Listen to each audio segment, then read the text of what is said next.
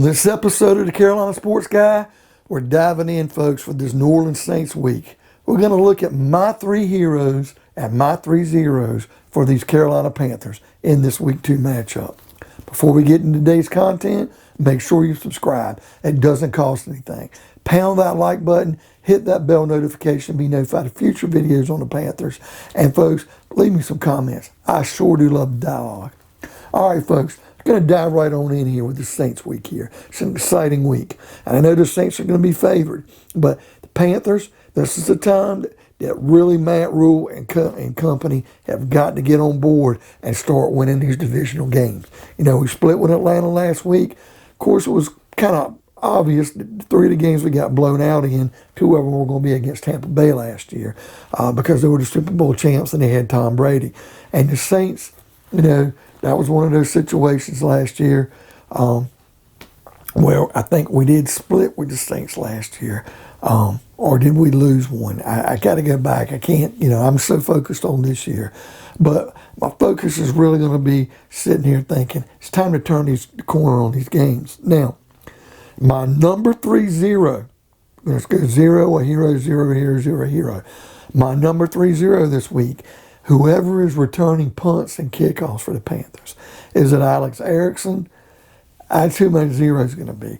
I wasn't impressed with him last week, folks. Put C.J. Saunders in there if you're going to do that.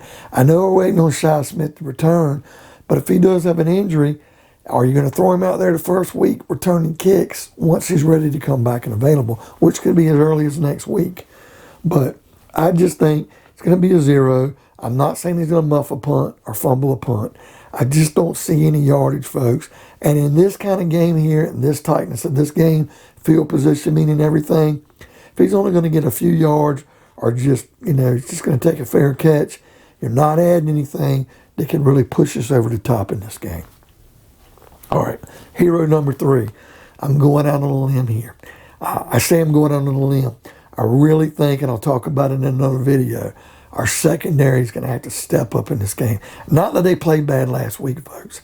I just don't think they're going to get the same relenting amount of pressure from that front seven that they did against the Jets because New Orleans has a stronger offensive line and they've got a more potent offense.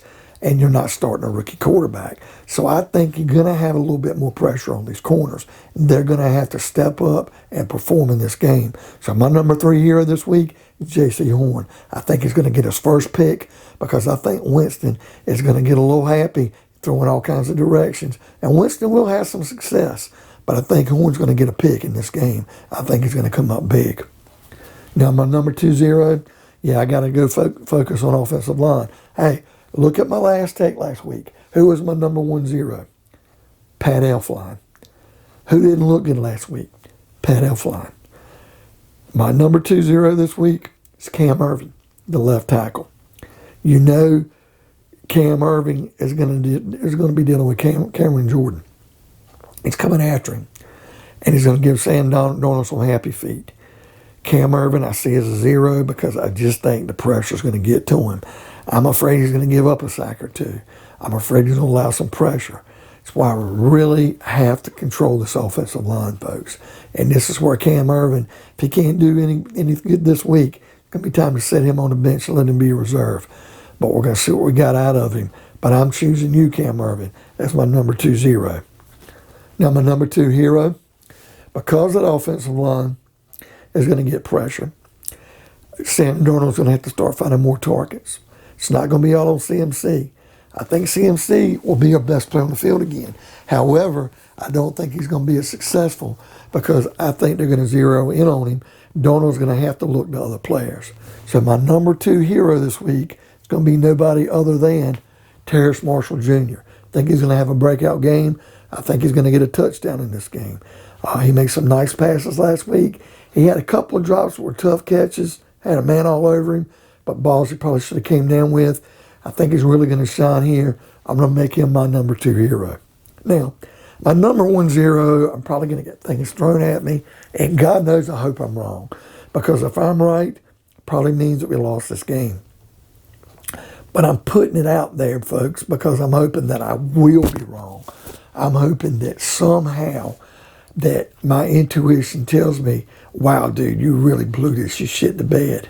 But my number 1 zero is going to be Sam Darnold. Because with the Saints' pressure and our offensive line, and the Saints with a potent offense, they can get ahead of our aggressive defense, and they get like a 10-0 lead. I think Darnold's really going to implode. I hope it doesn't happen. But I'm just putting it out there because I want people to say, you were wrong. Oh, you blew it.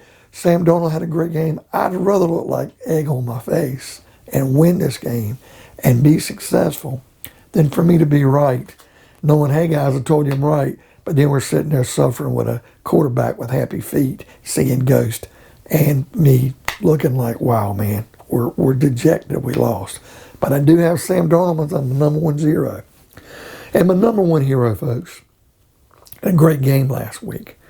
Now, I picked Brian Burns, I believe, as my number 1 hero, and he performed well.